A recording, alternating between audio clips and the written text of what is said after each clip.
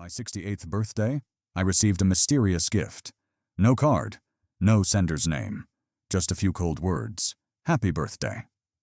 But I recognized that handwriting immediately. It was from the son I had raised for 20 years, a son I hadn't seen in 3.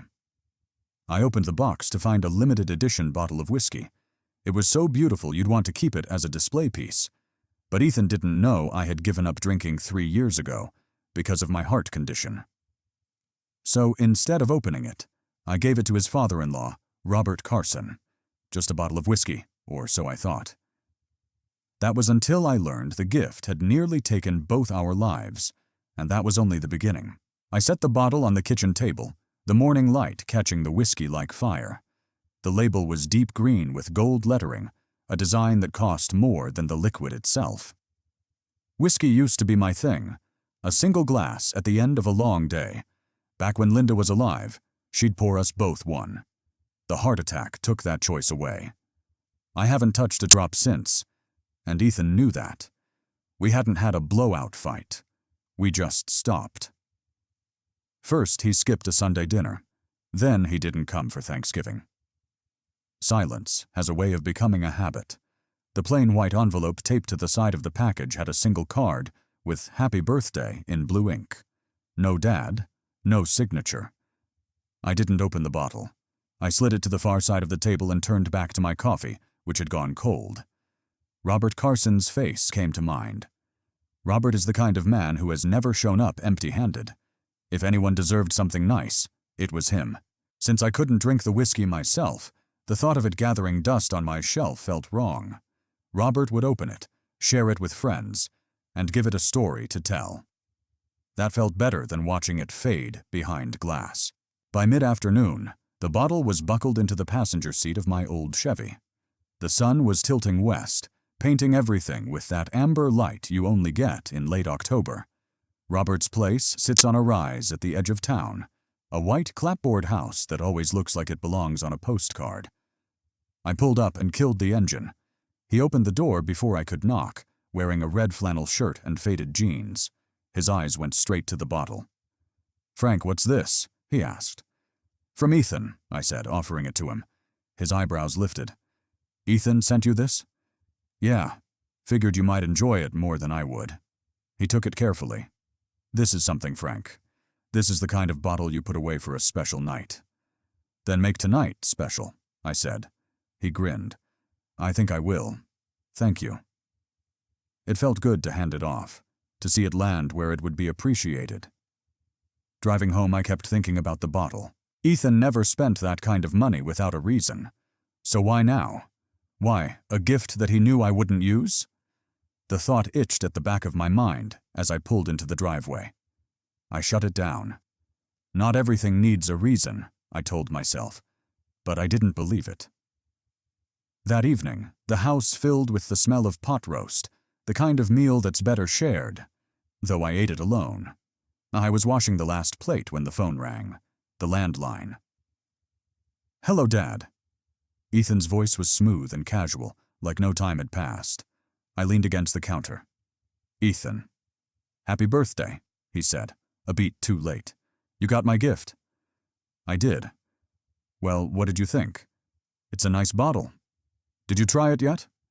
His tone shifted slightly, sharper at the edges. "No. I passed it along to Robert. Thought he'd get more use out of it." Silence. Not a dropout, not static. Just a long, heavy pause. "You gave it to Robert." His voice had cooled. "That's right." There was a sound like an exhale, slow and measured. "Huh?" Then the line went dead. I stared at the receiver for a moment before setting it back in its cradle. My gut felt unsettled. When I did drift off, it was light and restless. The next morning, the phone rang again, midday. The caller ID flashed a number I didn't recognize. "Mr. Dalton," a voice said. "Yes, this is Linda Carson, Robert's wife." Her voice was tight. "I thought you should know Robert's in the hospital. He collapsed this morning. They think it might be some kind of poisoning." The coffee in my hand went cold instantly. "Poisoning?"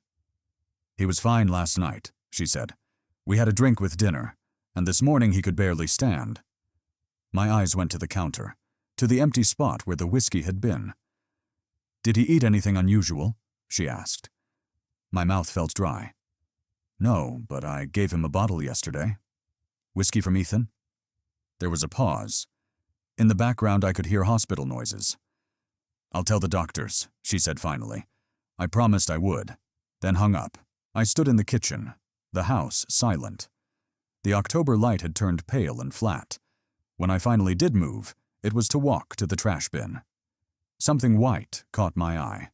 A small plastic vial, like the kind vitamins come in.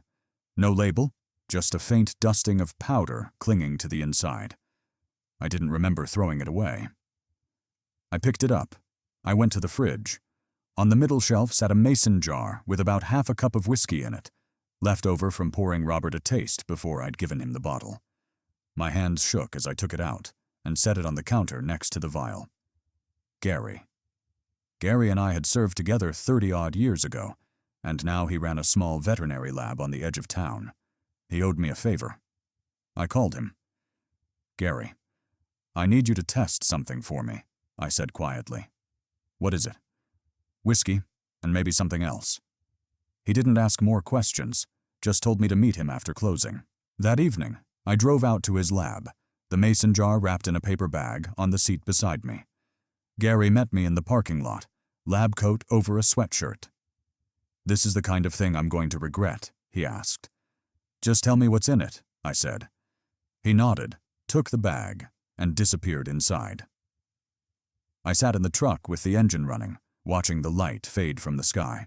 My thoughts went back over the last 24 hours, retracing every step, the handwriting, the bottle, Ethan's voice, that long, heavy pause. Gary called the next day, just after noon. "Frank, you're not going to like this. There's something in the whiskey. White snake root." I closed my eyes. The phone felt heavy in my hand. "In the right dose, it'll stop a man's heart." "You said Robert drank this." "Yes." "You didn't." "No." He let out a slow breath. "Then you might have just dodged a bullet." And that's where the first part of this story ends. Because the moment I hung up, I knew Ethan had sent me more than a gift. He'd sent me a message. I grabbed my jacket, slid my truck keys off the hook, and headed for St. Luke's. The drive into town was all stoplights and empty intersections. I parked and walked fast, one hand in my pocket, the other pressed to my ribs. A volunteer pointed me to Robert's room. He didn't look like the man who climbed my roof without being asked. He looked lighter, washed out, his skin a shade paler than the pillow under his head. The monitors at his bedside hummed and blinked in time, with a slow, stubborn heartbeat. Linda was in a plastic chair, pulled as close as it could get. "Frank," she said, getting up. "Thank you for coming. How is he?" They're trying to stabilize his heart rhythm." Her hands were clasped together at her chest. "They said they found signs of a plant toxin. They're running more tests." I stepped closer to the bed. Robert's mouth was parted, a line of breath in and a line of breath out. His hair, always combed back neatly, had fallen toward his forehead. I didn't belong here as family, not on paper, but blood isn't the only measure of closeness. Sometimes it's the person who shows up with a hammer and a smile before you've had time to worry. "Did he eat or drink anything unusual last night?" I asked. We both had one glass with dinner. She looked at me. The question was already there. "The bottle you brought?" He said it was the nicest whiskey he'd ever tasted. My jaw set. "I need you to tell the doctors exactly that," I said. "Tell them it was new, unopened, and tell them I can get them a small sample from the same bottle." She reached out like she might take my hand, then changed her mind and gripped the rail instead. "Frank, what is this?" "I don't know what I think," I said, which was only half a lie. "But I'm going to find out." The doctor came in, a man in his 50s with a face that had learned not to react. He explained in quiet, practiced tones about rhythms and enzymes and observation. When he left, Linda sat back down, and I promised to call her as soon as I had anything she could use. I walked out with my jaw still tight and my hands jammed into my jacket pockets. The automatic doors slid open. Slid. In the truck, I didn't start the engine right away. I sat there with the key halfway turned and looked at my reflection in the rear view. "White snake root," I said aloud. They sounded mean. They sounded deliberate. On the way home, the road unspooled like a tape you've listened to too many times. I parked, locked the truck without thinking, and went straight to the refrigerator. The mason jar with the splash of whiskey was still there, hidden behind the milk. I held it up to the light and watched the liquid curl against the glass. You wouldn't know by looking. All the worst things come dressed like something harmless. I put the jar down next to the sink and crossed to the trash. I'd tossed that little white vial in yesterday. I hadn't taken the bag out. I lifted the lid, looked, and felt my body go still. The bag had been lifted and put back the wrong way around, and the vial was gone. I looked at the door. The deadbolt was set. The windows were down and latched. I keep no spare keys under rocks or mats. Still, someone had been here. I could feel it like the way you know a room has been rearranged, even if you can't name what moved. I picked up the phone and called Gary. "It's gone," I said when he answered. "What?" "The little vial I told you about. Someone took it out of my trash. I know what my own hands have done in my own house. He didn't tell me I might be mistaken." "You need to get law enforcement looped in," he said. "I can document what's in the whiskey, but that vial would have been clean proof of handling." "I know," I said. "I will. And Frank, yeah? Don't let whoever did this think you're sleeping on it." "I'm not," I said, and ended the call. I made coffee I didn't want and sat at the table with a legal pad. The act of writing steadies me. I drew a line down the center of the page and labeled the left side, "What I know," and the right side, "What I can prove." Under "What I know," I wrote, "Ethan sent the bottle. Ethan asked if I'd tried it. Ethan changed tone when I said I gave it to Robert. The whiskey Gary tested has white snake root. The vial is missing." Under "What I can prove," I wrote, "Gary's test. The leftover sample is in the jar. The call from Ethan last night." I took the small digital voice recorder out of the desk drawer. It's old, a little scuffed at the corners. I checked the battery. Half full. I slid it into the inside pocket of my jacket, right where the weight of it would feel like a hand on my chest, reminding me to breathe. It was just past noon by the time I pulled into Ethan's development. His house sat in a row of other houses that looked like variations of the same idea. His truck was in the driveway, clean, newer than mine by a decade.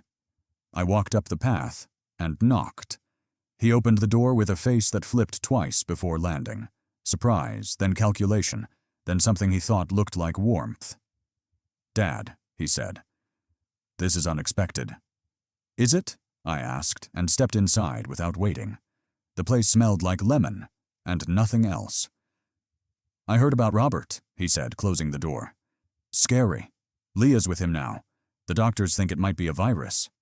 "Is that what they think?" I kept my tone flat.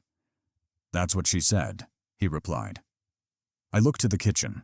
There on the counter sat 3 bottles, 2 bourbon, 1 rye, lined up like soldiers. None of them was the brand I'd given him. "Did you try the bottle you sent me?" I asked. He laughed softly. "The whole point was for you to enjoy it. You know? For your birthday. You know I don't drink anymore." "People change," he said with a shrug that made me feel like I was of no particular interest. I moved 1 step closer to the counter and ran a finger along the rim of the empty glass sitting by the sink. "Robert liked it," I said. "Said his favorite pour was the one from the middle shelf, the single malt." He blinked just once, slower than a reflex. "Yeah." "Funny thing," I said, and I could feel the recorder in my pocket, steady as a heartbeat. "I never told you where it was stored." For the smallest fraction of a second, he went still. Then his mouth pulled up on one side, and he shook his head with a little practiced laugh. "You must have. You get chatty when you're sentimental." "I didn't," I said, and held his eyes until he had to pick whether to look away or stare me down. He chose a third option. He reached for a dish towel and started drying a glass that had already been dried. "Dad," he said, looking at the glass instead of me. "You always overthink." "You sent me a $500 bottle I can't drink," I said. "I'm trying to fix that." He put the glass down and spread his hands like a man with nothing to hide. "Then maybe don't. Maybe give me the benefit of the doubt for once." His voice could pass for reasonable if you hadn't been listening to it for 30-some years. "I'm going to ask you a question," I said, "and I'm going to let the silence after it tell me the answer." He gave me a look like we were playing chess, and I'd announced my next move aloud. "Okay. Did you tamper with that whiskey?" Silence. It's a living thing when you use it right. The fridge hummed. The clock on the microwave clicked from 12:09 to 12:10. A car passed outside. He didn't look away. He also didn't speak.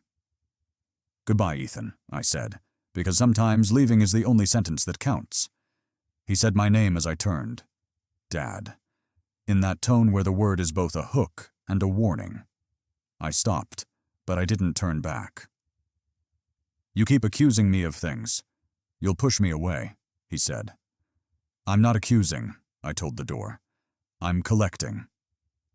Outside, the air was sharp and a little metallic. I sat in the truck and pressed my thumb against the recorder's stop button. The red light blinked off. I set it on the seat beside me and stared at it like it was a witness I might have to call later. My hands were steady. My head was not. I didn't drive home. Not yet. I parked at the far edge of a grocery store lot and made a call I had been putting off since the moment Gary said, "White snake root." "Detective Reyes," a voice said after 2 rings. "Detective, my name is Frank Dalton. I believe I may have information about a poisoning. I have a sample of the substance and an audio recording that might interest you." He didn't ask me to explain myself right there on the phone.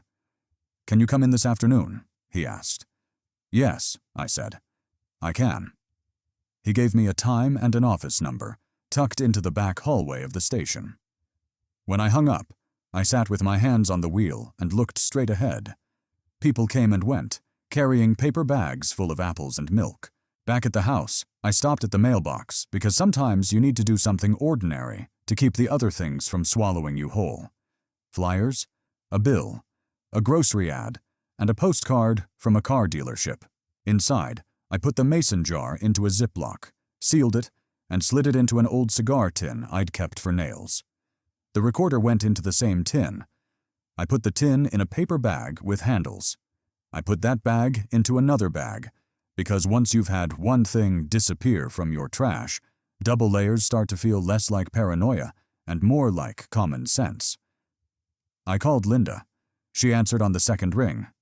"Frank, I'm going to the police," I said. "I have a sample and something else." "Robert?" "He's resting," she said. "He keeps waking up and asking what day it is." I tell him and he nods like he's trying to decide if he believes me. "I'll call you after I meet with the detective," I said. She laughed, a single breathless sound. "He likes being asked to be strong," she said, "but he likes you more." I locked up, checked the back door, checked the window latches again, and walked out to the truck. The paper bag sat on the passenger seat like a person. I buckled it in because habit is comfort when sense is scarce. On the way to the station, I turned the radio on without listening. The station was cooler than the hospital somehow and smelled better. Reyes met me in a small office with a window that looked at a brick wall. He was younger than me by a lot, but older than a rookie, with sharp eyes, a tie that had been straightened more than once today. He offered me water. I said yes because my mouth was dry. He waited until I took a sip before he asked his first question. "Tell me about the whiskey." So I did. I gave him the dates, the words Ethan used, and the pause that didn't feel like surprise. I didn't give him my theories. I gave him the index cards of the facts and let him stack them however he wanted. Then I put the paper bag on his desk and took the tin out and opened it and set the mason jar and the recorder on his blotter like tools at the start of a job. He didn't touch them yet. He asked questions that sounded like small ones, but weren't. Who else has keys to your house? When did you last check your trash? Did you mention the vial to anyone besides Gary? Then he lifted the recorder and weighed it in his hand. You understand, he said.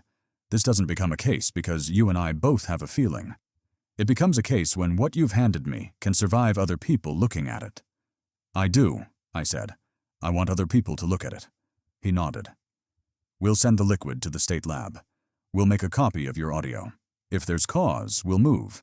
If there isn't, we'll tell you exactly why we can't. You okay with that? I am, I said, and meant it. I'm not in the business of wanting the wrong man punished. I'm in the business of wanting the right truth told.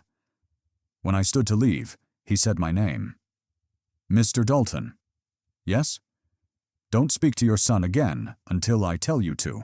If he reaches out, note the time and what he says, and keep your answers shorter than his questions. I nodded, surprised by the feeling that someone else was finally willing to carry a corner of the weight I'd been holding. Outside, the afternoon had gone a dull gray kind of bright. I drove to the hospital.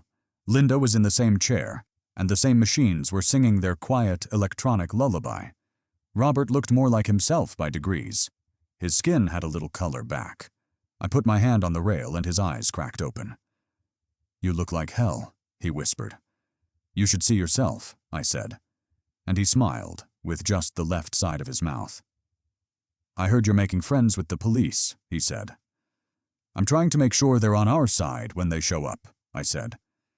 He closed his eyes again, nodded once, and drifted. I stood there longer than I needed to, listening to the machine keep him honest about his heartbeat. Linda whispered things that don't belong to anyone but them. I stepped out into the hall and called Gary to thank him for moving faster than I had any right to ask. He told me that's what friends were for, and to watch my back. I told him I would. At home, the house had the gall to be exactly as I'd left it. The quiet sat in the rooms like a guest who refuses to go home. I made myself an omelet I didn't finish and washed the pan, because some things you do just to prove to yourself you're still the same person who does them. I went to the hall closet, pulled down the fireproof box from the top shelf, and opened it on the kitchen table. It held the papers of a life, birth certificates, the deed to the house, and Linda's rose gold wedding ring I haven't been ready to part with. I added a post-it to the inside lid. Whiskey sample with police. Do not discard. I don't know who the note was for. Maybe it was for me. I slept on the couch with the hall light on. I hadn't done that since the night after my heart attack. I woke before dawn because the body remembers old alarms. I made coffee and didn't drink it. I listened to the house breathe. When the sun finally decided to show itself, I called Linda and told her I'd be by around noon. She said the doctor thought Robert would be moved out of the critical unit. By 10:20 a.m., the phone rang again. Unknown number. I let it go to voicemail because I'd learned something important yesterday. The message came in after the second ring. I waited, then pressed play. Dad, it's me. Ethan's voice was pulled tight like a wire. We need to talk. Sooner is better than later. He paused. Call me back. I didn't. I wrote down the time and the exact words and put the note in the fireproof box because sometimes you need to make your evidence. I looked out the window at my yard. The porch swing creaked once. No wind I could see. The day was too quiet again. If you want me to say I wasn't afraid, I won't. Fear isn't a thing I hide from anymore.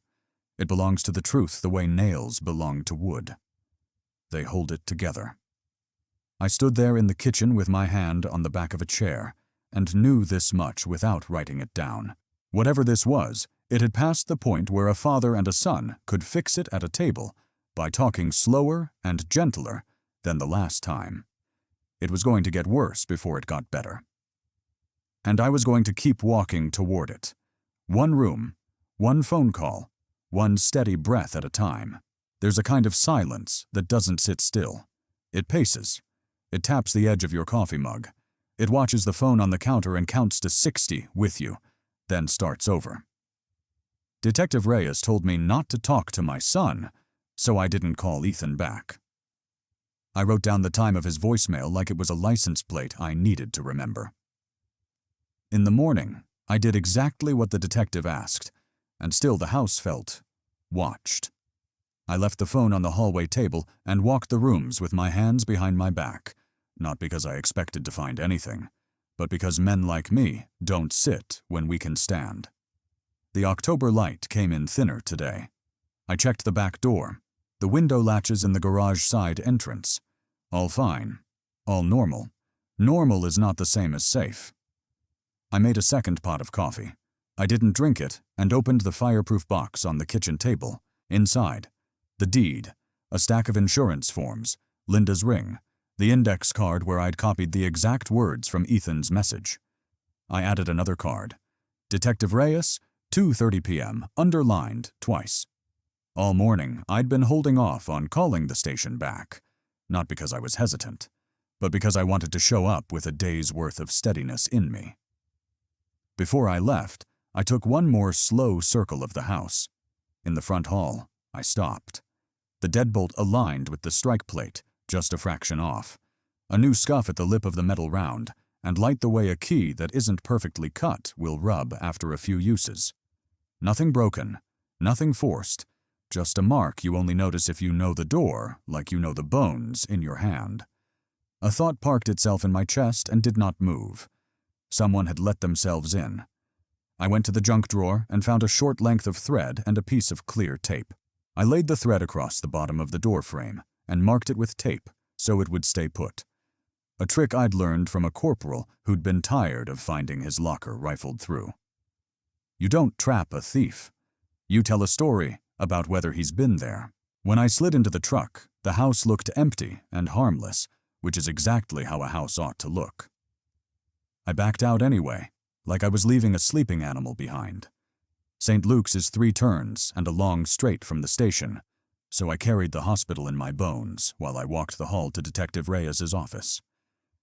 He has one of those rooms they give the middle rank, small window, big desk, stacks of files that look like they grow in the dark. He stood to shake my hand and pointed me to a chair. "Thank you for coming in, Mr. Dalton," he said. "And for the samples yesterday. We've sent them to the state lab. Your friend Gary's preliminary results match what we saw. We're treating this seriously." "I assume seriously has levels," I said. He almost smiled. "It does. Right now it means we're gathering corroboration. The hospital's tox panel, your audio, the chain of custody on your sample." He slid a legal pad toward me. "I want your timeline in your own words. When you received the package, when you gave it to Mr. Carson, when your son called, when you discovered the vial was missing." I told him straight, watching his pen move. He didn't interrupt except to check a time or a day. When I finished, he tapped the pad with the side of the pen and leaned back. "You said the trash bag had been disturbed, turned around the wrong way. Any sign of forced entry?" "No." "Anyone else with keys?" "No spares hidden. No one I've given one to recently. My late wife had hers. My son had one when he was younger." "When's the last time you saw it in his possession?" The answer wanted to be a lifetime ago, but the truth walked in wearing a hospital gown. 5 years back, after the heart attack when Ethan had come by the house to grab a few things for me before I was discharged. He'd brought a bag with slippers, sweatpants, and my phone charger. I told him, "Thank you for the small mercy of remembering the charger." I didn't ask him for my keys. I assumed I'd left them on the kitchen counter, I said slowly. "He had them then. I don't recall him handing them back to me." Reyes nodded, neither surprised nor pleased. "If someone entered without force, that helps explain the missing vial. Did anyone else know about the vial?" "Just Gary. I'll ask him to document his conversation with you, just to show we're not inventing a thing after the fact." He flipped the pad closed. "Mr. Dalton, I'm going to say this plainly. Don't meet your son. If he invites you anywhere, let me know. If he shows up, call us. I don't think he's interested in a conversation." I thought of Ethan's voice on my voicemail, wound tight like a cable. "I'll do exactly what you say." He slid a card across the desk. "My cell. If you sense something is off, call. I'd rather be wrong twice than right too late." I appreciate that, I said. On the way out, the building smelled like copier toner and floor wax. I took the stairs down 2 flights and stopped on the landing to breathe. Linda's call came as I was pulling into the hospital's garage. I answered on the second ring. "Frank, he's better," she said, tears in her words. "They're moving him out of critical to a step-down unit. He keeps apologizing every time he wakes up like he thinks he ruined someone's party." "It'll be a party when he's home," I said. "Can I stop by?" "Please." Robert looked color-washed, but solid, propped up now, eyes clearer. He reached for my forearm when I came in, that old working man's handshake. "You look worse today," he said, which made Linda laugh through the tissue she held at her chin. "I brought my worst for a visit," I said. "I'll bring my better tomorrow." Linda excused herself to speak with a nurse. When the curtain swished closed, Robert lowered his voice. "Frank, between us." He glanced at the door, then back. "You think Ethan did this?" "I think that bottle wasn't a gift." He watched my face like he was learning a language from it. "You're going to be all right, handling that." "I'm going to be lawful," I said. "I'm going to be steady." "That's not what I asked." I let the question sit long enough to tell him I'd heard it. "I'm going to be all right, handling it." He squeezed my forearm once, then let go. Men like us don't hug unless we're burying someone. The squeeze is the permission slip to feel without the paperwork. The curtain opened, and Linda returned with a younger woman at her side, mid-30s, hair pulled back in a practical ponytail, eyes rimmed tired but sharp. I recognized her from photos on the mantel at Ethan's. Leah, my daughter-in-law. We'd spoken twice since the wedding. "Frank," she said. I'm glad you're here." I stood. "How are you holding up?" She glanced at Robert. "Scared. Angry. Mostly scared." Her voice lowered. "We need to talk." Linda stroked Robert's hand and said, "I'll give you 2 a minute," and stepped into the hall. A woman who understands when a conversation needs privacy. Leah gestured toward the little family lounge around the corner. She didn't sit. I didn't either. "I don't know what you know," she said, "but I know Ethan has been different for a long time. Distant, secretive. He keeps jars on a shelf in the garage, dried plants. He says it's for a hobby. He's joined online groups about herbal extraction." She swallowed. I didn't think it connected to anything like this. "White snake root," I said. "Have you heard that name?" Her eyes flicked. Recognition or fear or both. "Yes. I've seen it in his search history. I thought he was reading, that's all." "Detective Reyes will want to talk to you if you're willing." She nodded too fast. "I already called. I left a message."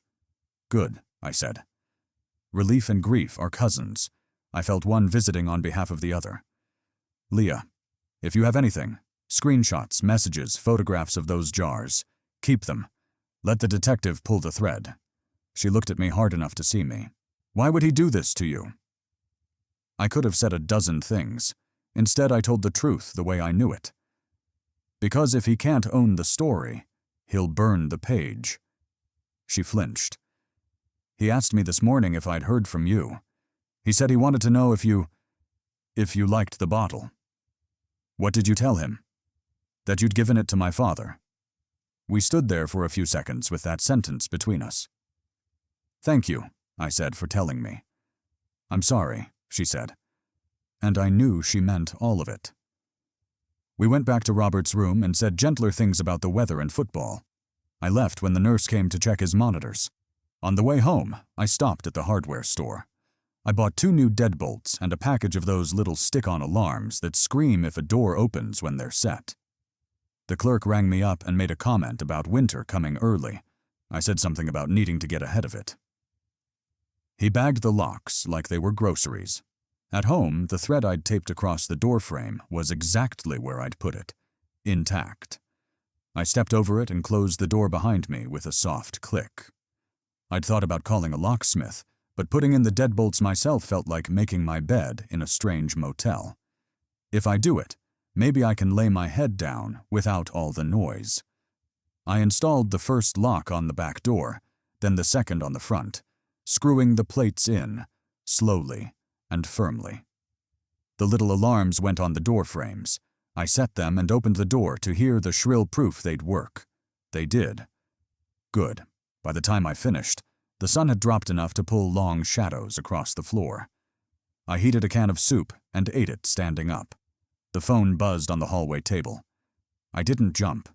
I walked to it at the speed of a man going to answer his door. Unknown number again. I let it buzz. It stopped. Seconds later, a text appeared.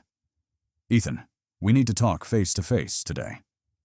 A second text followed before I could think about the first. "Ethan, don't make this worse than it is." I put the phone down like it might burn me.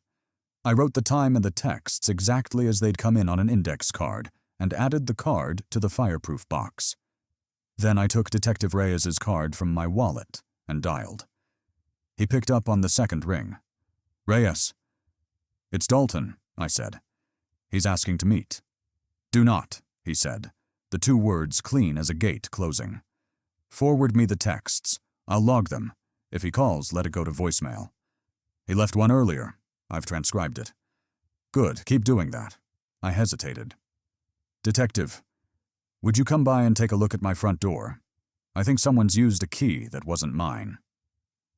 "I can send an officer to photograph and document. I'll come by if I'm clear in the next hour." He arrived 40 minutes later with a young uniform named Patel. They photographed the strike plate, the tiny scuff where the key had scraped, the thread taped low like a trip line. Reyes didn't make a face. He doesn't look like a man who enjoys being right, but he also doesn't waste energy pretending he's surprised when he isn't. "Do you have the original set of keys?" he asked.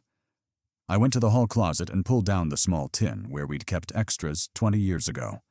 Inside, 2 brass keys marked front and back in my wife's neat lettering. A key, and a key that shouldn't have been there. A copy with no marks, cut a hair off center so it sat awkwardly in the tin. My stomach cooled. "This wasn't ours," I said. "We never labeled it. We label everything. Mayor Reyes had Patel bag it." "We'll see if we can pull prints," he said. "No promises. Keys aren't friendly to fingerprints." "Do what you can," I said. "I'd like every little thing in this story to stop pretending it's not connected to the rest." When they left, the house felt different. Not safer, not less watched, just witnessed. There's a thing that happens when the official world steps into your private one.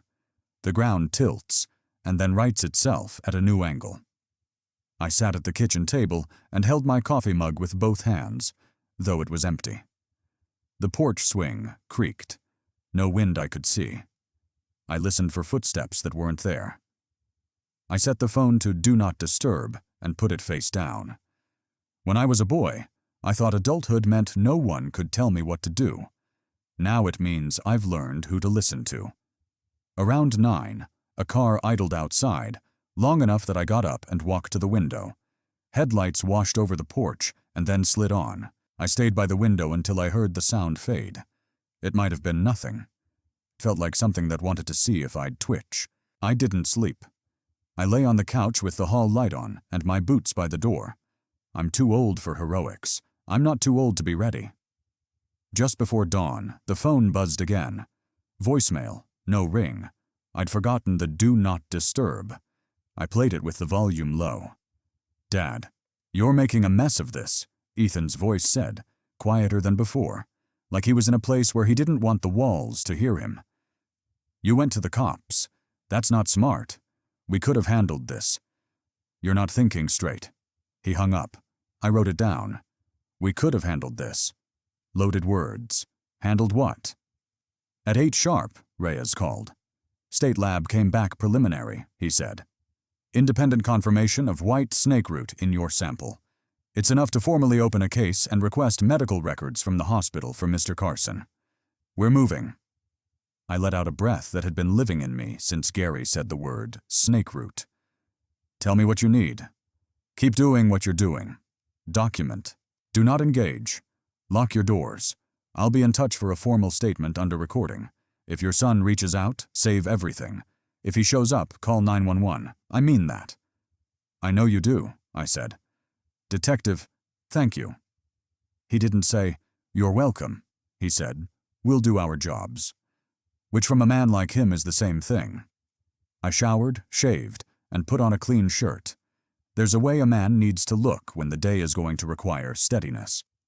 I made breakfast and ate it at the table. I drove to the hospital with a stack of magazines under my arm. Robert was awake enough to pretend to be interested in an article about chainsaw safety.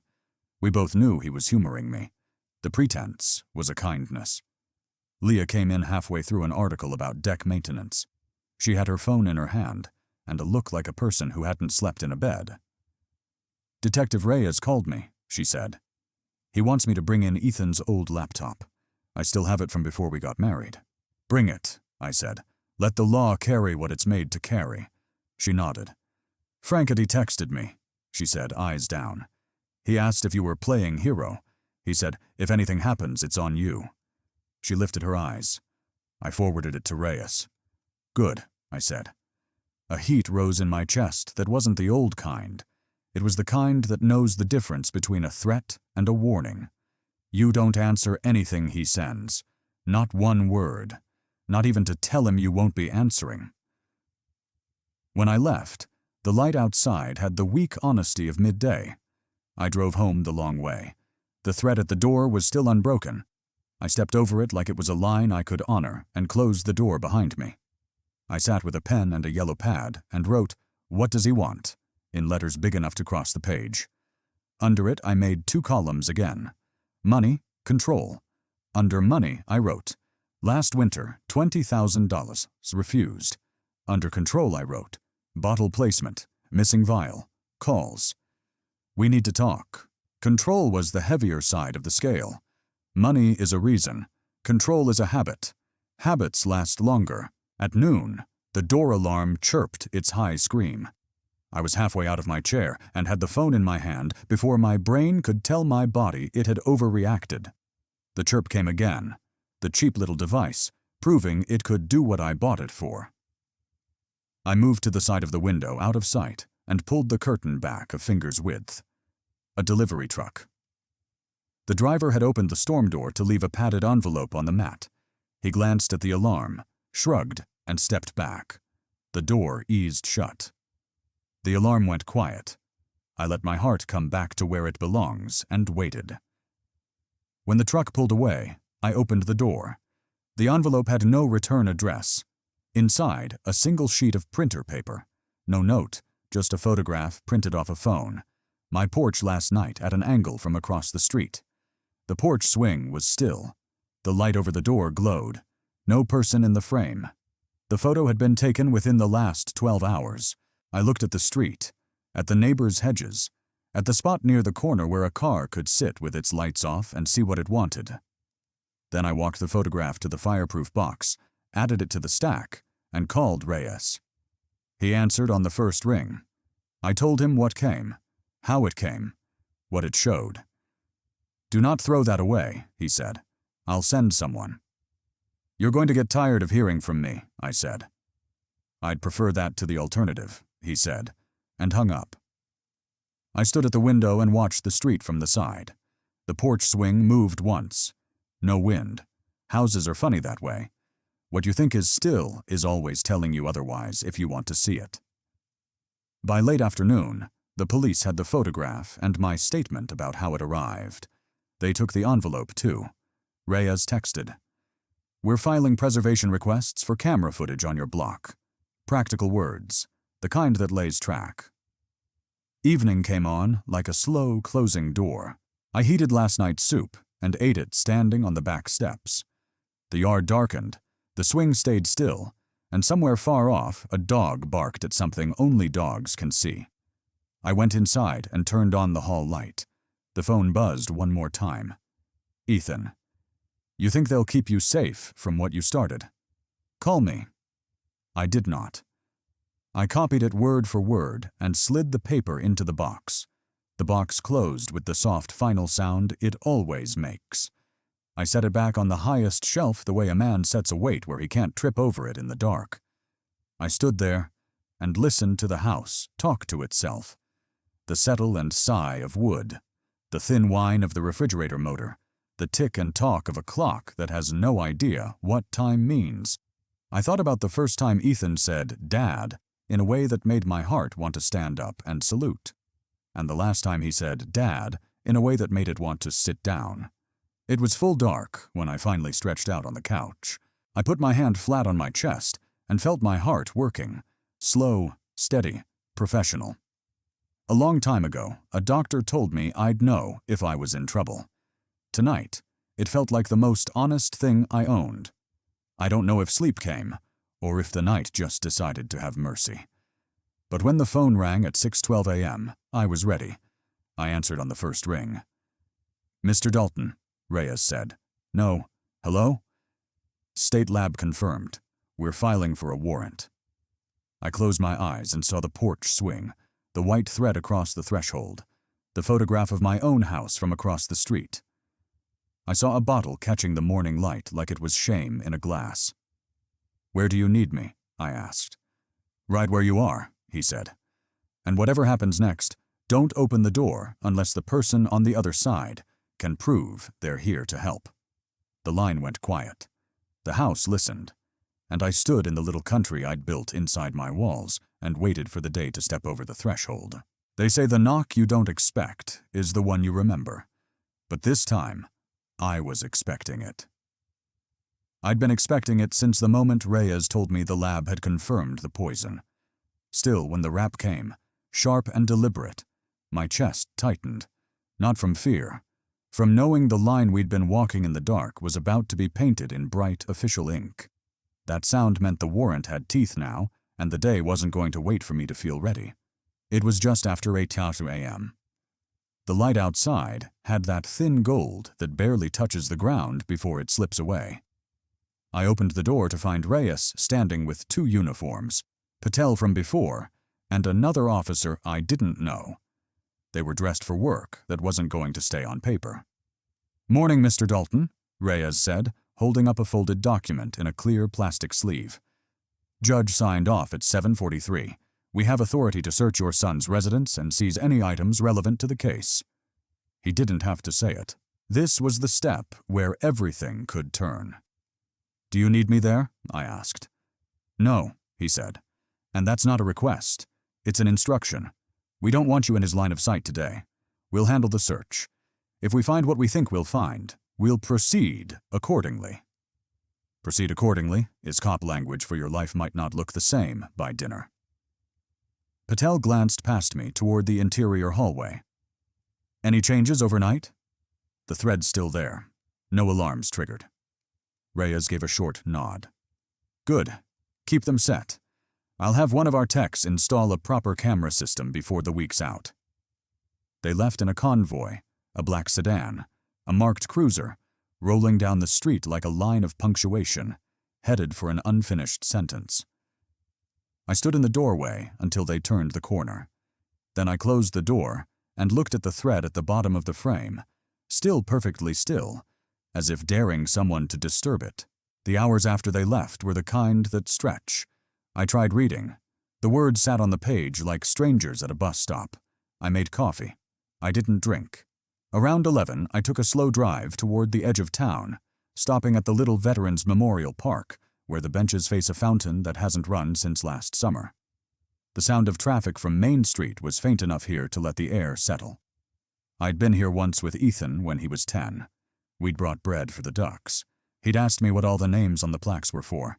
I told him they were for men and women who'd done their jobs to the end. He asked if that meant they'd finished the mission. I said yes. He didn't ask me what the mission was. Sometimes I think that's the part I should have explained. By 1:01, I was back home sitting at the kitchen table with the phone face up. I wasn't expecting him to call me. Ethan's not the call when you're cornered type. He's the type to show up unannounced, force the conversation onto his terms. That's what had Reyes worried. At 1:17, the phone buzzed. Not a call, a text from Leah.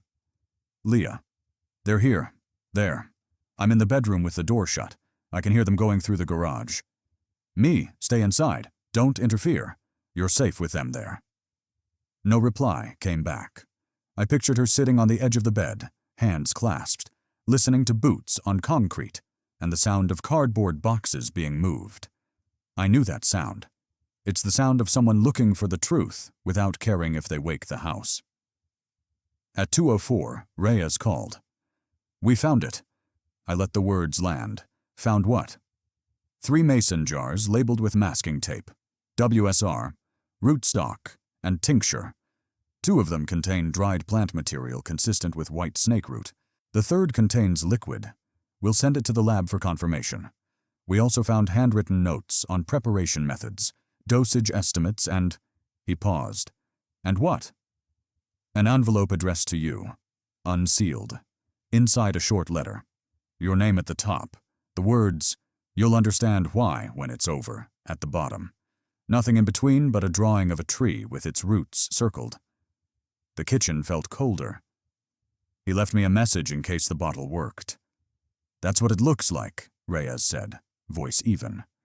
"We'll log it, bag it, and photograph everything. Leah is cooperating fully. She's given consent to search shared digital devices." "Do you have him in custody?" "Not yet. He wasn't home when we arrived. We're putting out a locate." I gripped the phone tighter. "Detective, if he comes here, call 911 immediately. I've already flagged your address for priority response. Don't engage him." The line went quiet for a beat. Then he said, "We're moving from suspicion to evidence, Mr. Dalton. That changes the game." "I understand." I hung up and went to the fireproof box. I added a card. 2:04 p.m. Reyes called. Found jars, notes, letter. I read the other cards in the stack one by one, like flipping through a manual for a machine you can't take apart. Each entry was its piece of proof that the last month hadn't been a fever dream. Around 3:30, I called Linda to update her. Robert was asleep. She listened without interrupting the way she had when I'd called from the ER years ago after my heart attack. "Frank," she said when I finished, "this is going to end in one of 2 ways. He'll be arrested or he'll run." "He won't run far," I said. "No," she said, "but far enough to make you wonder." At 4:12, the door alarm shrieked. I was in the hallway in 3 steps, phone in hand. The front door was shut, the thread across the frame unbroken. The sound had come from the back. I moved slow, not because I was afraid, but because you don't rush when you need to see everything. Through the kitchen window, I saw the screen door swing once, twice, then go still. No one in sight. I stepped closer and spotted a folded sheet of paper wedged between the handle and the frame. I opened the door, disarmed the alarm, and pulled the paper free. 1 sentence in thick black marker. "Stop letting them in, or I will." No signature, no envelope, just those words. I took a photograph, slipped the paper into a plastic sleeve, and called Reyes. He said an officer would be by within 15 minutes. Patel arrived in 10, photographed the note in my hand, the spot on the door, the hinges, and the yard beyond. "You see anyone?" I asked. "No movement on the street," he said. "Could have been dropped and run."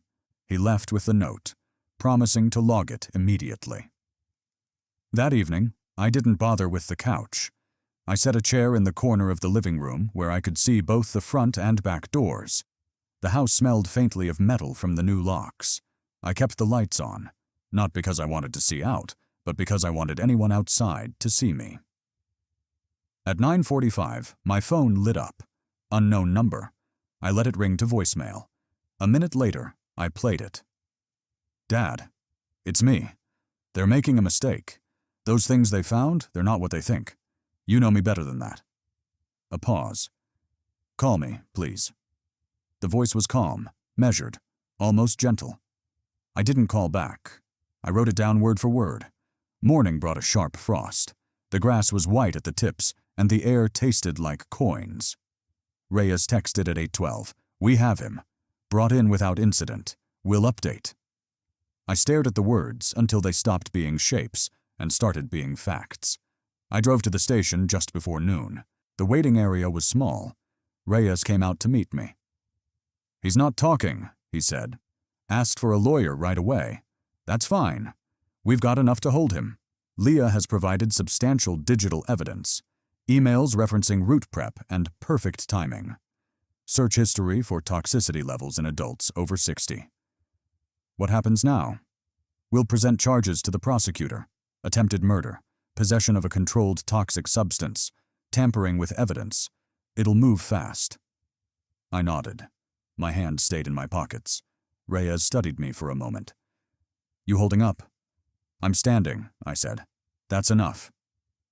When I left the station, the sky had gone that dull pewter color. I drove without a destination. I ended up at the hospital. Robert was awake watching a game show on mute. Linda sat beside him, knitting something green. They got him, I said quietly. Robert nodded once. Good. Linda's needles kept moving. What now? Now, I said. We wait for the rest to do its work. That night, I sat on the back steps with a mug of tea, steam rising into the cold. The yard was quiet, except for the occasional crack of a branch in the wind. Somewhere down the block, a dog barked once, then stopped.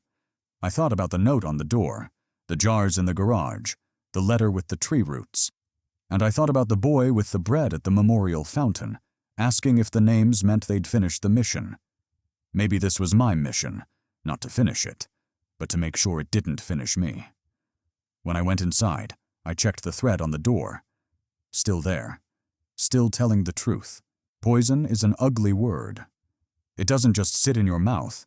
It changes the way you breathe. Reyes didn't say it right away. He let Gary explain first, maybe because he knew hearing it from a friend would land softer than hearing it from a detective. But there's no soft way to hear that something meant to kill you was already inside a man you respect, and that you'd been the one to hand it to him. It started 2 mornings after Robert's first collapse.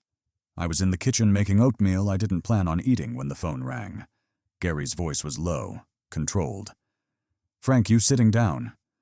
I eased into the chair by the table, eyes on the clock. I'm down. Talk to me. I ran the tests twice. Thought the first might have been contaminated, but it wasn't. There's white snakeroot extract in that whiskey, enough to send someone with heart issues straight to the ICU. You said Robert's got a pacemaker, right? Yeah, I said. My mouth was dry. And I've got my bum ticker. You know that. That's why I'm calling you before I call Reyes.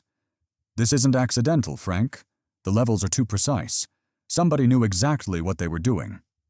I let that sit. The hum of the refrigerator sounded like a warning tone. Go ahead and call him. He needs to know now. I'll send him the report. Keep your phone close.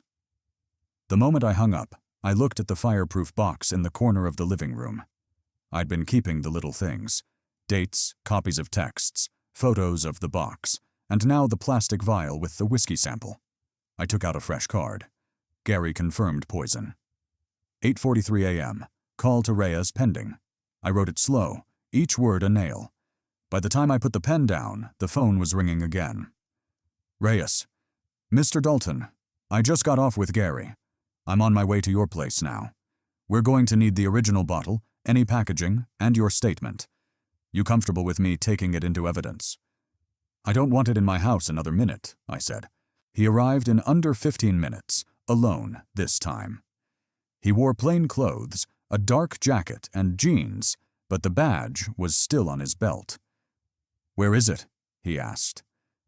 I pointed to the cabinet where I'd kept it since the day it arrived. He put on gloves, lifted the bottle with both hands like it was an unexploded shell. You haven't opened it? No. Didn't even crack the seal. Figured I'd give it to Robert and let him decide. Reyes inspected the label, the wax top, and the engraved serial number. These limited editions are often tracked through distributors. If Ethan bought it himself, we might be able to follow the paper trail. If he had someone else get it. He trailed off.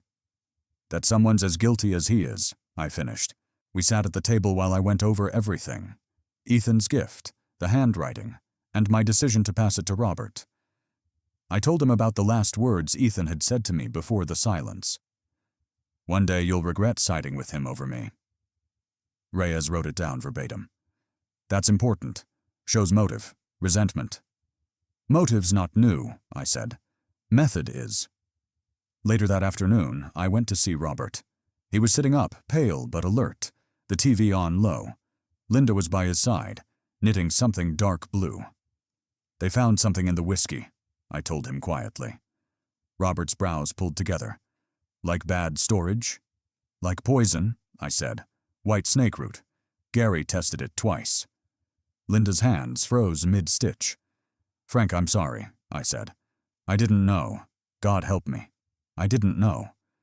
Robert shook his head. "Don't blame yourself. You didn't pour it in there." "No," I said, "but I put it in your hands." Driving home that evening, the weight in my chest wasn't just from my heart condition. It was knowing that every mile I drove was a mile closer to whatever came next. Ethan had crossed a line you don't uncross, not just with me, but with his own wife's father. At a red light, I caught myself gripping the wheel so hard my knuckles were white. I thought about the day he was born, the first time he'd wrapped his tiny hand around my finger. And I thought about the hand that had written those cold words on the package. The next day, Gary called again. "Frank, I dug a little deeper. White snake root isn't exactly common in bulk. There are agricultural controls. Someone had to grow it or get it from a controlled source. So, not just some wild plant he picked off the side of the road. Nope. And the way it was processed, extracted, reduced, blended into the whiskey. It's careful work, like someone was testing how much they could use without changing the taste." That detail chilled me more than anything. Testing meant practice, and practice meant intent. Reyes came by in the evening with an update. "We've got probable cause to get a search warrant for Ethan's property, garage, shed, and any storage units. The judge will need the lab confirmation from our team, but Gary's report gets us most of the way." "Do it fast," I said. "He's not the type to wait around if he smells trouble." Reyes studied me. "Mr. Dalton, when this moves forward, it's going to get ugly. Are you ready for that?" I thought about Robert's pale face, the monitors beeping beside his bed. Ugly's already here. That night, the house felt too quiet. I double-checked the locks, the thread I'd strung low across the inside of the front door frame, and the motion sensor light in the back. A habit from my service days. Always know if someone's been where they shouldn't. I sat at the kitchen table with the fireproof box open, reading through my cards like chapters. Each one was its piece of the story. I wondered what the last card would say. Just after midnight, a noise woke me, a soft clink like glass on wood. I got up, moved to the living room. Through the front door's frosted pane, I saw a shadow moving away down the steps. By the time I opened the door, the street was empty. At my feet was a small square box wrapped in brown paper. No ribbon this time. No note. I didn't touch it. I called Reyes instead. He told me to step away, wait for an officer. When Patel arrived, he crouched to inspect it, then whistled low. "Feels like another bottle," he said. "Another whiskey?" He nodded. Could be. Could be something else." They took it without opening it in front of me. The next day, Reyes confirmed it wasn't whiskey, just an empty decanter. But inside where liquid should have been was a folded piece of paper with 2 words, "Next time." That was the moment the case stopped being about evidence alone. It was about time. How much of it did we have before he tried again? The morning after Reyes called early. "Judge signed the warrant. We're serving it tomorrow morning. I want you to stay put. Keep your head down." "Not my first rodeo," I said. "Maybe not, but it might be your last if you're not careful." That day dragged like a bad leg. I kept myself busy fixing a loose hinge on the back gate, tightening the screws on the porch rail. Busy work just to keep from staring at the road, waiting for a truck I recognized. Around 5, Linda called. "Robert's coming home tomorrow. Doctor says he's stable." That bit of good news didn't lighten me much. If anything, it made me more aware of what we'd almost lost. By nightfall, I'd set out a fresh card for the box. Warrant signed. Search tomorrow. I sat in the chair by the front window, watching the last of the light drain from the street. The lamppost flickered on. Somewhere a dog barked twice and fell silent. I thought about the word Gary had used, precise, about how someone can use precision for building or breaking, and how my son had chosen the latter. I didn't sleep much. Every sound seemed louder. Every shadow seemed closer. When the first light came, I poured coffee. I didn't drink, sat at the table, and waited for the phone to ring. It rang at 7:43. Reyes, we're rolling. And with that, Part 5 ended not with an answer, but with the sharp intake of breath before one. They say you can't prepare yourself to see your child in handcuffs. I wasn't seeing it yet, but I knew it was coming. What you can prepare for is the silence. The moment when the truth starts climbing out of the dark corners, and you realize it's not going back, and at 7:43 a.m., Reyes had said, "We're rolling." By 8:15, I was sitting 2 blocks from Ethan's house, watching from behind the cracked windshield of my old Ford as the black and whites pulled up in front of his driveway.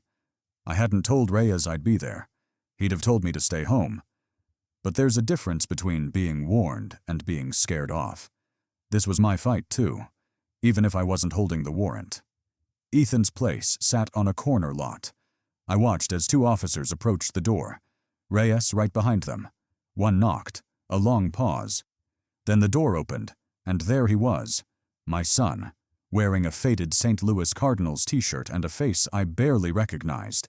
I couldn't hear the words, but I saw the stiff way he crossed his arms, the half-step back when Reyes held up the paper. The officers entered, and Ethan followed, jaw tight. I stayed in the truck, engine off, hands on the wheel. The minutes stretched. I imagined the sound of drawers opening, boxes sliding across shelves, the rustle of paper. I'd been in enough searches during my service years to know the rhythm. Quick sweep, then slow sift. My phone buzzed. A text from Reyes. Found something. Will update. That something came into view 20 minutes later when an officer carried a plastic evidence bag to the patrol car.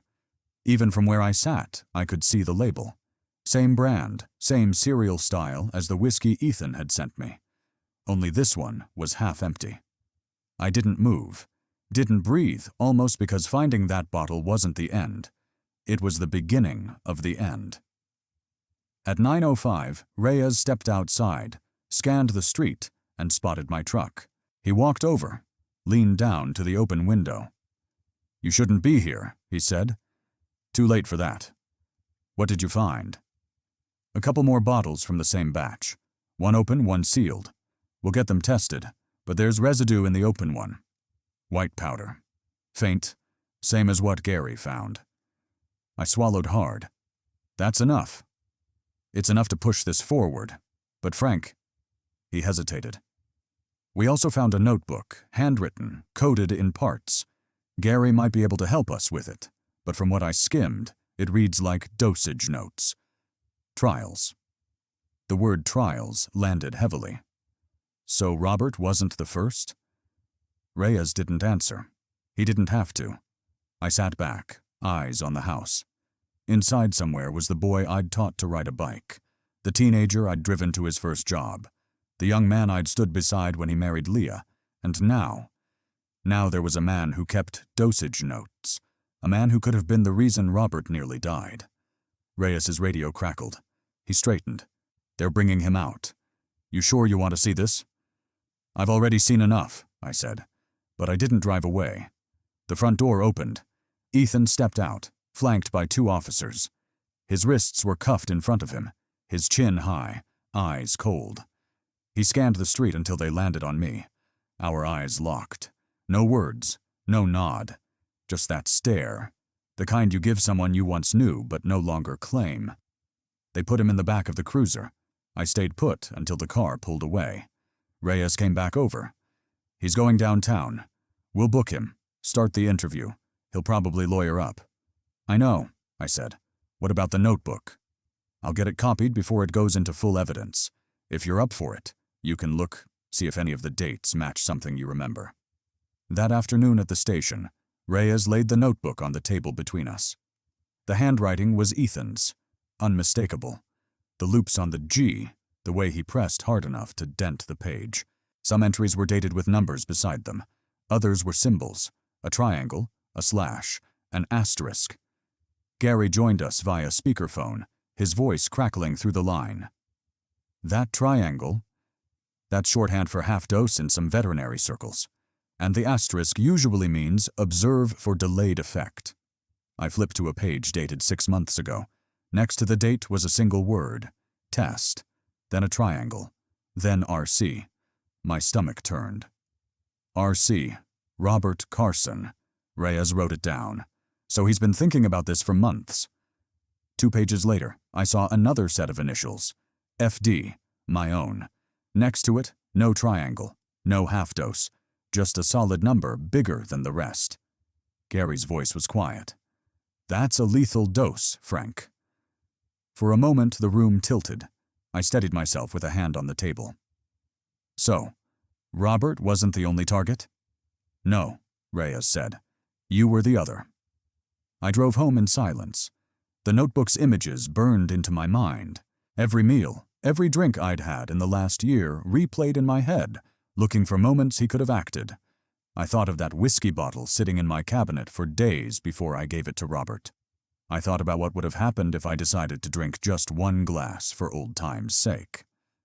By evening, the local news had it. Local man arrested in alleged poisoning attempt. They didn't use Ethan's name yet, but the description was enough for anyone who knew us to fill in the blanks. Linda called. The neighbors are talking. Robert's furious. She trailed off. You okay? Not really, but I'm not dead. That's something. That night, I opened the fireproof box again, added a new card, FD initials in notebook, lethal dose, slid it in next to the others. The box was getting full. I sat on the porch, the air heavy with summer heat, thinking about the difference between justice and closure. Justice can come in a courtroom. Closure? That's trickier. 2 days later, Reyes called early. Frank, his lawyer's angling for a deal, claims Ethan didn't know the whiskey was tainted, that he bought it from a friend and didn't check it. But with the notebook, that's a hard sell. What happens if he pleads out? Lighter sentence. Maybe no trial, but it's still prison time. Question is, do you want to see him in court? I looked out at the street, the same one Ethan had learned to ride his bike on, and thought about the weight of my answer. They say every man has a line he won't cross. I used to think mine was family. No matter what Ethan did, I told myself I'd never push him so far. He couldn't find his way back. But that was before the whiskey, before Robert in a hospital bed, before I found my initials in that notebook next to a number that meant you don't wake up. Now the line felt like a chalk mark in the rain, fading, fast. The morning after Reyes called, I didn't get out of bed right away. The ceiling fan ticked slowly overhead, and my mind kept circling the same thought. If I say yes to a trial, I'll be the man who put his son in prison for a long, long time.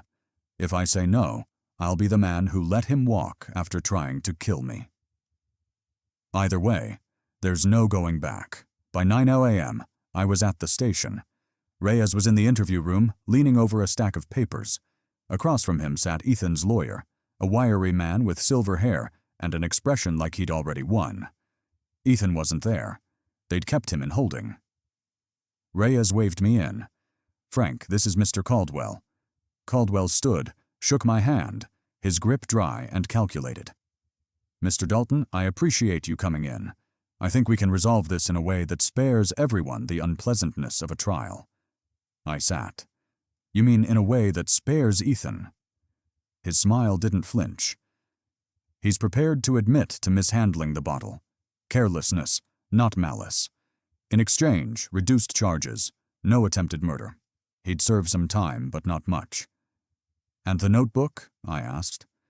An exercise in paranoia, Caldwell said smoothly. Our position is that it's fiction. Scribbles, nothing more. I looked at Reyes. He didn't say a word, but his jaw tightened. I leaned back. Do you know what it's like to read your initials next to a lethal dose, Mr. Caldwell? To see that written by the kid you taught to fish, the one you drove across the state so he could try out for his first baseball team? For the first time, Caldwell's gaze dropped. We're talking about avoiding a public spectacle, Mr. Dalton. I let the silence stretch. The ticking wall clock felt louder. Finally, I said, "I'll think about it." And I walked out. In the hallway, Reyes caught up. "You don't have to decide today, but Frank, if you go for trial, we've got enough to make it stick. The DA is ready to file the full charges." "What would you do?" I asked. Reyes sighed. "I don't have skin in your game, but if it were me, I'd make sure the next person he hands a drink to doesn't end up in the ground." That night, my phone rang. It was Robert Carson. His voice was still weak, but steady. "Frank, I heard about the deal they're offering him. Word travels fast. You can't take it." "Robert, no. Listen to me. If you do, he'll think he can come back from anything. Next time it won't be whiskey. It'll be something no one catches in time. Maybe it'll be you. Maybe it'll be someone else he's decided doesn't deserve to be here." I closed my eyes. The truth in his voice was like gravel, rough but solid. The next morning, I drove to Gary's place. He was in his workshop tinkering with a busted outboard motor. "Frankie," he said, "you look like a man deciding whether to pull a trigger." Something like that. We sat on overturned buckets, the smell of oil thick in the air. I told him about the plea deal. He wiped his hands on a rag. "You already know what you're going to do. You just want me to make you feel better about it." "Maybe." Gary tossed the rag onto the workbench. "Frank, a man who keeps dosage notes isn't careless. He's committed. You go easy now. You might as well hand him the pen and paper for his next list." That afternoon, I drove past Ethan's house. The blinds were shut, the driveway empty. I thought about the garage, the one where he'd fixed up an old Ford when he was 16, grease on his hands, a grin on his face when the engine finally turned over. Back then, I thought it meant he could build something lasting. Now I wondered if it was just the first sign he could take things apart. At home, I opened the fireproof box again. The cards were all there. Robert's name, the lab results, the notebook page with FD. I laid them out like a hand of bad poker. Then I imagined shoving them back in and locking the box away, pretending they didn't matter. But the truth was, they mattered more than anything. The decision came like a door clicking shut. I called Reyes. "Tell the DA I'll testify. Full charges."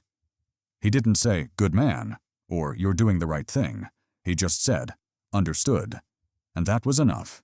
3 days later, the hearing was set. Pretrial motions, evidence lists, witness prep. Caldwell filed objections to half of it, but the judge overruled most. When they brought Ethan into the courtroom for the first time, he scanned the room and found me. His eyes didn't soften. If anything, they sharpened like I just made his list again. I held his gaze because maybe I had. They call it a courtroom, but to me it felt like a minefield. Every word, every glance could blow up in your face. I'd walked in thinking the truth would stand on its own. Then I saw the way Ethan's lawyer was smiling at me, like he already knew where I was going to step and how hard I was going to fall. The day of the evidentiary hearing, the benches were half full, but the air felt heavier than a packed church in August. I sat behind Reyes and the DA, my hands folded in my lap, pretending they weren't sweating. Ethan came in wearing county orange, wrists cuffed. He didn't look at me at first. Then he did. Just long enough to let the corners of his mouth twitch, not into a smile, but into something colder. I reminded myself why I was here. Robert's hospital bed, the lab report, that damn notebook. The judge called us to order. Reyes took the stand first, crisp and professional, walking the court through how the bottle had been received, tested, and confirmed as poisoned. Caldwell objected twice, claiming lack of chain of custody, but the judge overruled both. Then came my turn. The bailiff swore me in. I sat down, the microphone close enough that I could hear my breathing. The DA started with soft pitches, my name, my age, where I lived, and my relation to the defendant. "Yes, Ethan is my son," I said, and it sounded strange in the open air, like it belonged to someone else's life. The DA guided me to the day of the gift. I told it straight. The package, the handwriting, the decision to give it to Robert. How Robert ended up in the hospital. How Gary tested the bottle. I kept my tone even like Reyes told me. Stick to the facts. Let the evidence do the work." Then Caldwell stood. "Mr. Dalton," he began, voice smooth as polished wood. "You claim you recognize my client's handwriting on the note. I don't claim. I know. But you haven't seen that handwriting in over 3 years, correct?" "That's correct." "Is it possible, then, that you're mistaken?" "No." He leaned in, one hand on the rail. "You're telling this court you're certain, beyond any doubt, that a man's life should be ruined because you think a note looks like your son's handwriting." I felt the first flare of heat in my chest. "I don't think. I know." Caldwell stepped back, almost casually. "Interesting. Because we have here," he held up a paper, "a handwriting analysis from a certified examiner who says the note could not have been written by Ethan Dalton." Murmurs rippled through the room. The judge banged her gavel. The DA objected, questioning the report's validity. The judge allowed it for the record, but my stomach dropped. Caldwell smiled faintly. "And tell me, Mr. Dalton, isn't it true that you and my client have had a strained relationship for years? That you sold his mother's farm without consulting him?" The DA objected again. "Irrelevant and inflammatory." "Sustained," the judge said, but the damage was done. The jury had heard it. When it was over, I stepped down, my legs heavier than they'd been in years. Reyes met me at the table. "They're trying to paint you as bitter, resentful," he said quietly.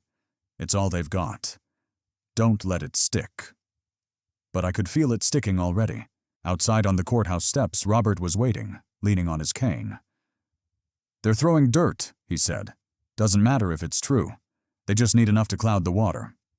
I nodded. "They've got a handwriting report now." Robert's mouth twisted.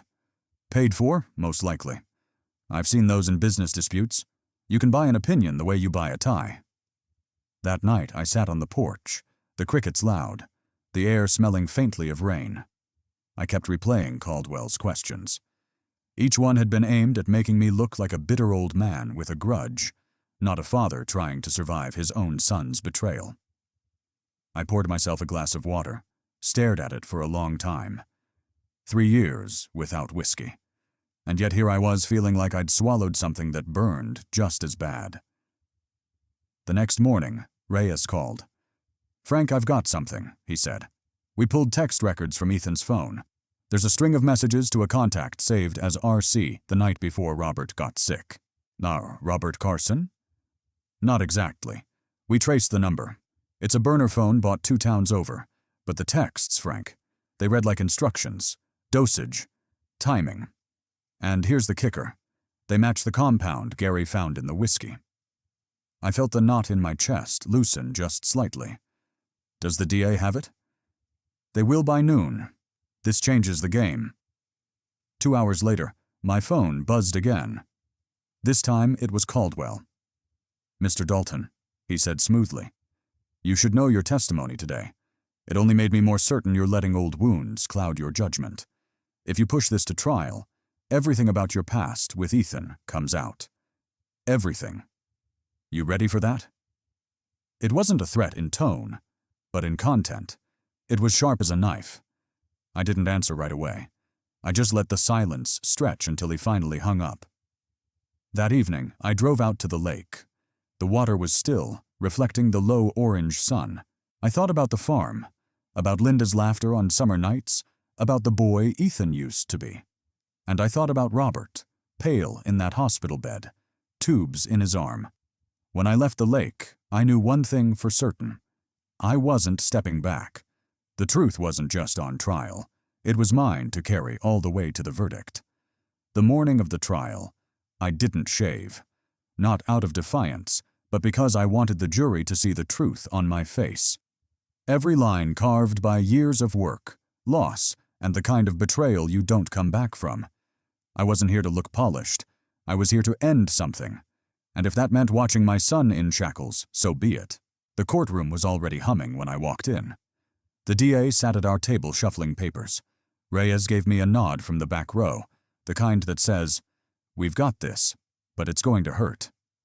Ethan was brought in, still in that same muted orange jumpsuit. His eyes swept the room, stopping briefly on me. This time there was no smirk, just something unreadable, like he was trying to decide whether I was even worth the effort of hating. The judge entered. The bailiff called for order, and suddenly the trial was underway. The DA's opening statement was clean, sharp, and measured. Ladies and gentlemen of the jury, this is a case about trust. Trust given and trust betrayed in a way most of us can hardly imagine. You will hear how the defendant, Ethan Dalton, knowingly sent a gift laced with a deadly toxin to his father. I watched the jurors' eyes as the DA spoke. A few darted toward Ethan. Others kept their gaze locked on the DA. Nobody looked bored. Caldwell's opening was smooth as oil. He painted me as the estranged, resentful, unwilling to reconcile, and hinted at family disputes over property as a motive for me to fabricate the entire thing. I kept my jaw still, but inside I could feel the old anger rise. The first witness was Robert Carson. He walked slowly to the stand, leaning hard on his cane, but his voice was steady. I remember the taste. Bitter, not like any whiskey I'd had before, he told the jury. Within an hour I couldn't stand without help. I thought it was my heart giving out. Turns out it was someone else's idea entirely. When Caldwell cross-examined him, he tried to suggest Robert had mixed medications with alcohol and caused his condition. Robert's answer was, "Quiet, son. I've been on these meds for 10 years. Never ended up in the hospital until that night." The jury liked that answer. I could see it. Then Reyes took the stand with the phone records, the texts to the burner phone, the timestamps, the chemical dosage instructions, all laid out. Caldwell objected to their admissibility, citing privacy violations, but the judge overruled him. When the DA asked Reyes to read one of the messages aloud, the room went silent. Make sure he gets it all in the first pour. Won't take much with his heart. Some jurors looked shocked. One woman in the front row pressed her lips together like she was holding back words. I felt my breath catch. Seeing the evidence in black and white was one thing. Hearing it out loud in that sterile courtroom was another. The DA called me next. I told the story again. Birthdays, the bottle, giving it to Robert, in the hospital. I tried not to linger on the personal, but it's hard to talk about your son trying to kill you without the edges showing. Caldwell's cross-examination was harsher this time. Mr. Dalton, are you aware that my client claims this was a gift purchased by his wife without his knowledge? I shook my head. No, and I don't believe it. You don't believe it because you don't want to believe it. You've built this entire case on assumptions. No, I cut in. On evidence, the kind your client left all over that bottle. The judge told me to answer only when asked, but I'd already seen Caldwell's jaw tighten. By the afternoon, both sides had rested their cases for the day. Tomorrow would be the closing arguments. I stepped outside into the cool air, but before I could take 2 breaths, I heard my name. Dad. I turned. Ethan stood just beyond the security checkpoint, a deputy at his elbow. His voice was low. You think this makes you some kind of hero? I looked him straight in the eye. No, it makes me a man who's still alive. His lip curled. This isn't over. The deputy pulled him away before I could answer. That night, Reyes called. You should know, he said. Caldwell filed a motion for mistrial, claims new evidence wasn't disclosed in time. Will it stick? Not with this judge, but it's a scare tactic. They're trying to rattle you before tomorrow. I didn't say it out loud, but I knew they weren't just trying to rattle me. They were trying to see if I'd flinch. The next morning, I put on the same jacket I'd worn to Linda's funeral. Not out of defiance, but because it reminded me what real loss feels like. Whatever happened in that courtroom today, I'd already survived worse. When the judge called for closing arguments, the DA's voice was like steel wrapped in velvet. You have heard the testimony, you have seen the evidence, and you have read the words the defendant sent to his accomplice. This was no accident. It was a deliberate act against his father and his father's friend. We ask you to return the only verdict that reflects the truth. Guilty. Caldwell's closing was colder, almost clinical. He spoke of reasonable doubt, of family rifts, of the dangers of assuming intent. But when the jury left to deliberate, I saw something in their faces. Fatigue, maybe, but also certainty. The wait felt longer than the trial itself. Reyes sat with me in the hallway, saying little. Robert dozed in a chair, his cane across his lap. Then the bailiff called us back in. The jury was ready. I watched their foreman stand. He didn't look at Ethan. He looked at the judge. On the charge of attempted murder in the first degree, we find the defendant. And in that half-second before he finished, I realized I'd been holding my breath since the day that bottle showed up on my porch. Guilty. That one word landed like the first drop of rain on a roof after months of drought. It didn't thunder. It didn't roar. It just sank in, quiet but undeniable. And I knew there was no going back. Not for Ethan. Not for me. The courtroom didn't explode in gasps like you see on TV. It just breathed differently. And for the first time in 3 years, I did too. The judge thanked the jury, dismissed them, and began reading the sentence. 25 years in state prison without the possibility of parole for the first 15. His voice was steady, measured, but I could feel the weight of every syllable pressing down. Ethan didn't flinch. He just sat there, hands cuffed in front of him, eyes fixed on some spot above the judge's head. If I didn't know better, I'd have thought he was bored. The bailiff moved to escort him out, but Ethan turned his head at the last moment. Our eyes met, and in that instant, there was no courtroom, no jury, no uniformed officers, just the boy I'd once taught to throw a baseball, staring back at the man he'd tried to kill. His lips barely moved. This isn't the last chapter. Then he was gone. I thought relief would flood in, but it didn't. What came instead was a hollow ache. Justice had been served on paper, but nothing on paper could glue back the pieces of what had shattered between us. Robert Carson put a hand on my shoulder as we walked out. You did what you had to do, Frank. Don't let anyone tell you otherwise. I nodded, but I didn't answer because there was a part of me that still wondered if I'd lost more than I'd won. Outside, the air was sharper than it had been that morning. The sky had that late autumn brightness where the sun feels close, but the wind cuts right through you. Robert's daughter pulled up in a blue pickup, helped him into the passenger seat, and gave me a small wave. I walked the 2 blocks to my truck alone. No reporters followed me. This wasn't the kind of case that made headlines outside our county, but in our small circle, it would echo for a long time. When I slid behind the wheel, I caught sight of something in the passenger seat. The envelope the court clerk had handed me before we left. Inside was Ethan's property inventory, watch belt, wallet, and a folded note. The handwriting was his. You always said we were more alike than I wanted to admit. Maybe now you'll see that's not a compliment. No signature, just that. I didn't crumple it. I folded it back up, slid it into the glove box, and started the engine.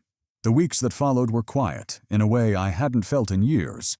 No cryptic messages, no unexpected knocks at the door. Robert recovered faster than the doctors expected, though his appetite for whiskey had evaporated entirely. Gary came by one afternoon with a paper bag. Inside was the small vial of whiskey he'd tested for me. Thought you might want to keep it, he said, not as a trophy, as a reminder. I put it next to the glass I'd saved, the one Robert had drunk from that night. Together, they looked almost innocent, like props in a still life painting. But I knew better. 2 months after the verdict, Detective Reyes stopped by on his way home from a fishing trip. He leaned against my porch rail, the late sun catching in his sunglasses. They found out where the poison came from, he said. Wasn't Ethan's idea, at least not originally. My jaw tightened. Who? His wife's cousin works in landscaping, knows how to extract white snake root. He thought he was doing Ethan a favor, but Ethan's the one who decided to send it to you. It didn't change the facts. It didn't undo anything, but it did confirm what I'd felt in my bones. Betrayal has roots, and sometimes they run deeper than blood. That winter, I finally fixed the porch swing, the same swing I'd sat on the morning that the package arrived. The chains didn't creak anymore. The boards didn't splinter. One cold afternoon, I sat there with a cup of black coffee, watching the sun drop behind the bare trees. On the small table beside me was the glass, the vial, and a single manila envelope labeled "Do Not Open" in my handwriting. Inside was everything: photos of Ethan as a boy, the court documents, and the note he'd left me. One day, maybe I'd decide whether to keep it or burn it. For now, it stayed sealed. People think revenge ends when the gavel falls, when the guilty are led away. But the truth is, revenge is just the surface. Beneath it are the years you can't get back, the conversations you'll never have, the family dinners that will stay empty chairs and cold plates. Justice gave me safety. It didn't give me peace. But as the wind shifted and carried the smell of wood smoke from somewhere down the road, I realized something. Peace isn't given. It's built. One quiet afternoon at a time, one decision not to look back at a locked door. I raised my coffee cup to the empty yard. "Two endings," I said aloud, "and whatever comes after."